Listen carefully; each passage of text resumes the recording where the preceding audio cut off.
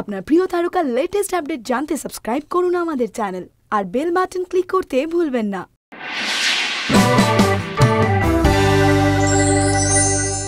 টলিউডের বস হঠাৎ ট্যাক্সি ড্রাইভারের পোশাক পরে হলুদ ট্যাক্সি নিয়ে সল্ট লেকে দেখে তো যে কোনো মানুষের চক্ষু চড়ক গাছ। জিতের হলোটা কি? ব্যাপারটা আর কিছুই নয়, সুলতান ছবিতে এটাই জিতের চরিত্র। আগের ছবি নো টিকেতে ছিলেন পুলিশ ইন্সপেক্টর, সেখান থেকে সোজা ট্যাক্সি ড্রাইভার। জিত জানালেন শুধু এই একটা চরিত্রই নয়, ছবিতে তার চরিত্রের অনেকগুলো লেয়ার আছে। নায়কের পাশাপাশি তার চরিত্রের এই ছবিতে রয়েছে গ্রে শেডো। চরিত্রের পাশাপাশি ছবিতে বিভিন্ন লুকেও দেখা যাবে নায়ককে। সুলতানে নাকি জিতের এমন লুকও দেখা যাবে যে লুকে তাকে আগে কোনোদিনও দেখেননি দর্শক, কিন্তু সেই নিয়ে যদিও কিছুই খোলসা করতে চাইলেন না টলিউডের সুলতান। তার কাজ নিয়ে যথেষ্ট আশাবাদী পরিচালক রাজা চন্দন।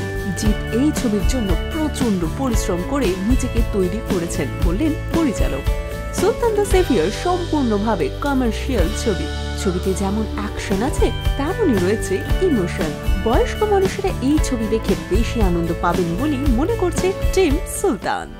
জিতের পাশাপাশি প্রথম দিনের শুটিং এ ছিলেন নায়িকা প্রিয়াঙ্কাও।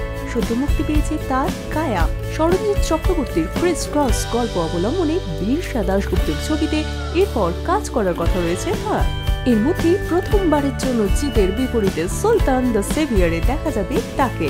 এই ছবির জন্য বেশ কিছুটা ওজনও বাড়িয়ে নিয়েছেন নায়িকা। কামব্যাকের পর একের পর এক চরিত্রে দেখা যাচ্ছে তাকে। জিতের সঙ্গে প্রথমবার কাজ করে ভীষণ এক্সাইটেড তিনিও।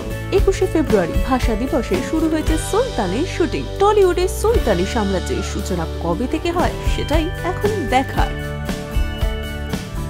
আপনার প্রিয় তারকার লেটেস্ট আপডেট জানতে সাবস্ক্রাইব করুন আমাদের চ্যানেল আর বেল বাটন ক্লিক করতে ভুলবেন না।